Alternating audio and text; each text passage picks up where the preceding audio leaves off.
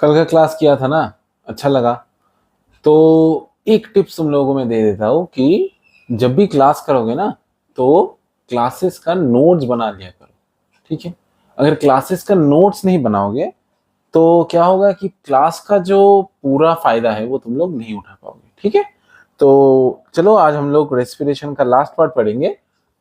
I hope कि तुम सभी को रेस्पिरेशन बहुत अच्छे से समझ में आ गया होगा, और आ गया है तो चलो इस क्लास को खत्म करते हैं और रेस्पिरेशन चैप्टर को करते हैं पूरा end. Hello everyone, I am Shaukat sir here, your biology mentor and your physics mentor and your personal mentor for NEET UG and JEE mains.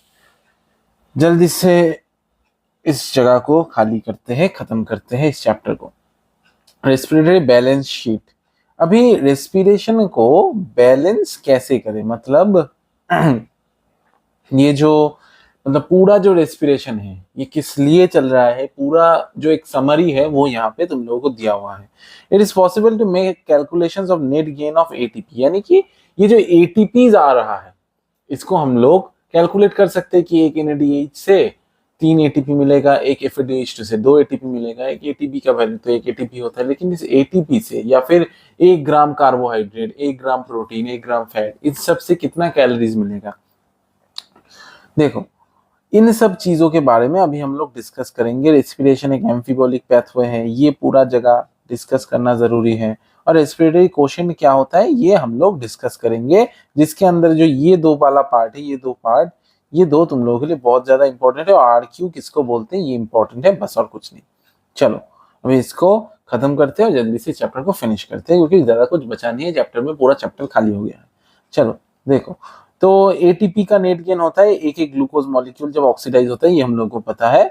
तो ये कैसे होता है, देयर इज सीक्वेंशियल, जैसे कि orderly pathway function in which one substrate forming the next with glycolysis, TCA cycle and ETS pathway following the one after the other, यानी कि पहले ग्लाइकोलिसिस होगा, फिर TCA साइकिल होगा, मतलब क्रेब्स साइकिल होगा, फिर जाके ETS होगा, यानी कि इलेक्ट्रॉन ट्रांसपोर्ट सिस्टम काम पे आएगा। ठीक है, जरा माइक को देख लो, एक सेकंड रुक जाओ।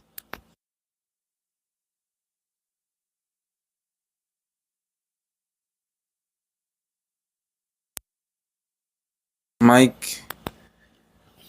एकदम बढ़िया काम कर रहा था, लेकिन मैंने माइक को कर दिया बंद, फिर चालू कर दिया। चलो, the NADH synthesized in glycolysis, it's transferred into the mitochondria undergoes oxidative phosphorylation, यानी कि जो NADH synthesized हुआ है, मतलब ग्लाइकोलिसिस से हमें जो NADH मिला है वो क्या होता है, माइटोकॉन्ड्रिया में ट्रांसफर हो जा रहा था और ऐसे ही ऑक्सीडेशन, ऑक्सीडेटिव फॉस्फोराइलेशन में पार्ट ले रहा था, ये हम लोगों ने पढ़ा।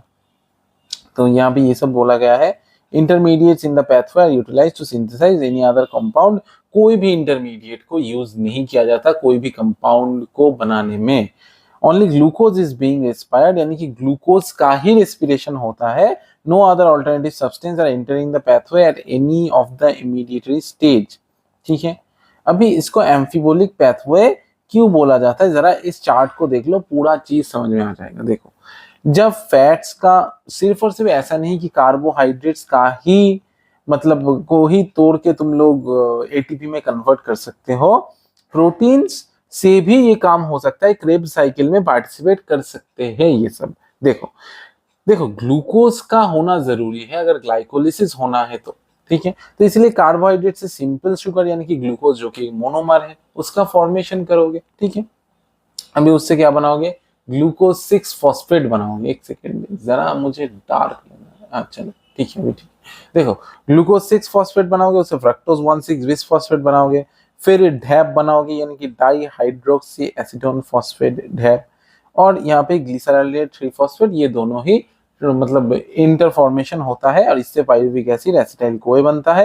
ये क्रेब्स साइकिल में पार्ट लेता है और इससे ओए आके मिलता है, ऑक्सैलिक एसिटिक एसिड, जो कि 4 कार्बन का होता है, ये 6 कार्बन का होता है। तो ऐसे ही क्रेब्स साइकिल होगा, H2 निकलेगा, CO2 निकलेगा। लेकिन अगर फैट्स का कंजम्पशन हो और अगर बॉडी में कार्बोहाइड्रेट जाए ना तो क्या होगा, तो हम लोग फैट से जो फैटी एसिड और ग्लिसरॉल जिससे कि फैट बनता है उससे भी DHAP बना सकते हैं डायरेक्टली, जो कि बाद में जाके पाइरुविक एसिड में कन्वर्शन हो सकता है। अभी फैटी एसिड से डायरेक्ट तुम लोग एसिटाइल को भी बना सकते हो, एमाइनो एसिड से भी पाइरुविक एसिड बन सकता है। तो ये याद रखना है, एमाइनो एसिड से पाइरुविक एसिड बन सकता है, फैटी एसिड से एसिटाइल कोए बन सकता है, और क्या, फैटी एसिड से ढैप बन सकता है। ठीक है, तो ये तीनों तुम लोगों को याद रखना है कि एमाइनो एसिड से पाइरुविक एसिड बन सकता है, फैटी एसिड से एसिटाइल कोए बन सकता है, और डीएचएपी भी बन सकता है। ठीक है, तो यही था कि एम्फीबोलिक पैथवे इसको क्यों बोला जाता है, ये मैं बता दें। एम्फीबोलिक पैथवे का मतलब क्या होता है? एम्फीबोलिक इस चीज का मतलब होता है जिसमें कि कैटाबॉलिज्म भी होगा, यानी कि एनर्जी का खर्च भी होगा, और एनाबॉलिज्म भी होगा, यानी कि एनर्जी मिलेगा भी। रेस्पिरेशन को करवाने के लिए, यानी कि बॉन्ड को अगर ब्रेक करवाना चाहते हो तो उसके लिए क्या जरूरत होगा? एटीपी। क्यों? क्योंकि बॉन्ड तो वैसे ब्रेक होगा नहीं।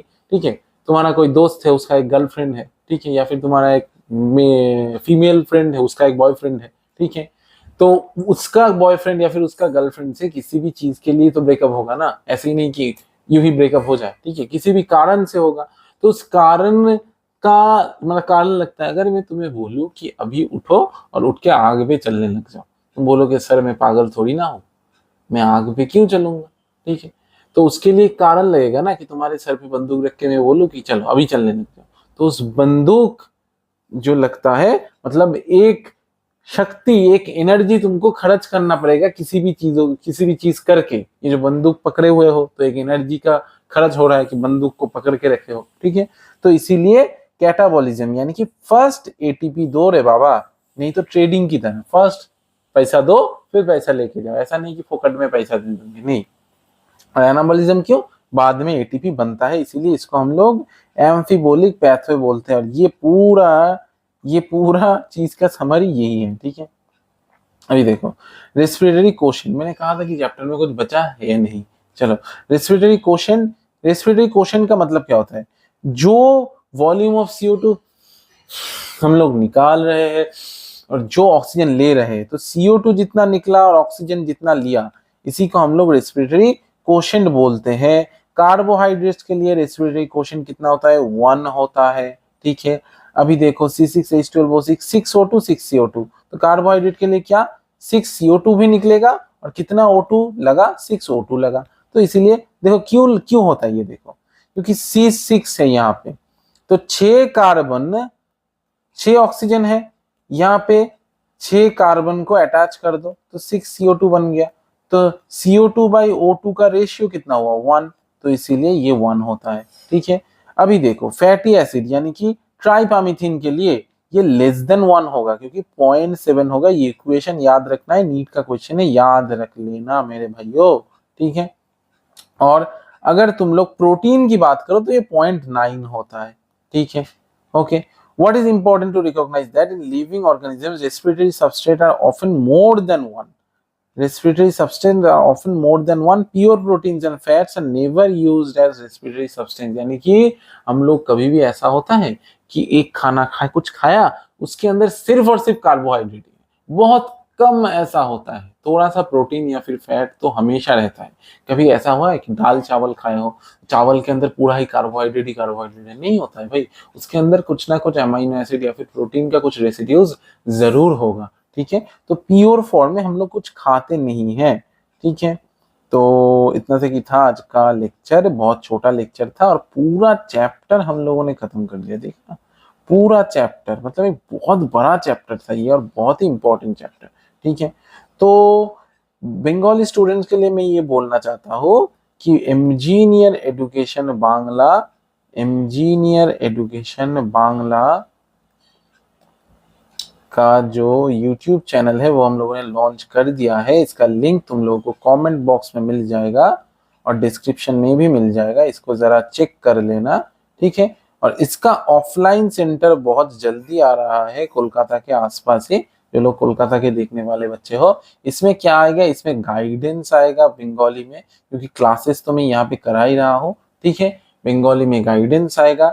मेडिकल के लिए, मेडिकल कॉलेज के लाइफस्टाइल क्या होगा वो आएगा। ठीक है, और कैसे इक्विपमेंट होता है, काउंसलिंग रिलेटेड चीजें, नीट के लिए कैसे पढ़ना है, कैसे गाइड करना है, वो सब मैं तुम लोगों को करवा दूंगा फ्री में। और क्या है, नीट के लिए, नीट 2025 के लिए जो बंगाली गांडीव बैच है, मेंटोरशिप बैच एंड जो सब्जेक्टिव बैच है यानी कि फिजिक्स केमिस्ट्री बायोलॉजी का बैच वो चल रहा है। इसके लिए 8583099293 पे जरूर कांटेक्ट करना है, क्योंकि best of the best teachers जो कि मेडिकल फील्ड में 6-7 साल ऑलरेडी पढ़ा रहे हैं और जो कि खुद एमबीबीएस स्टूडेंट्स हैं, ठीक है, जिनका इंटर्नशिप अभी चल रहा है, बहुत लोग डॉक्टर भी है, तो वो हमारे साथ कनेक्टेड है, वो पढ़ा रहे हैं, ठीक है। आई एम श्योर सर यार, साइनिंग ऑफ, गुड बाय।